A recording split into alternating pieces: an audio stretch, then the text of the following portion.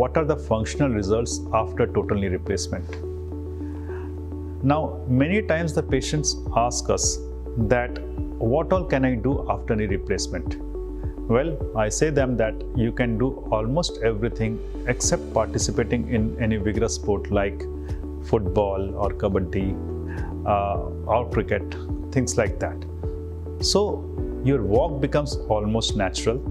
You can climb stairs quite easily. You can participate in sports like swimming or cycling. You can go for brisk walk. So normally the patient can go for a walk.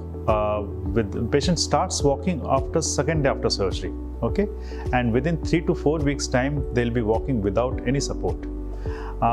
They can drive after 6 weeks to 2 months time, and they can participate in such light sporting activity by 3 to 4 months time. They can also sit cross-legged, but not on floor. We usually advise them not to sit on floor because once you get up from the floor, then there is a lot of pressure on the knee joint.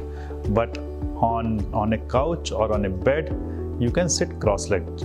So your functional activity is almost similar to the natural knee, except that you are not allowed to sit cross-legged on the floor or squat on the floor.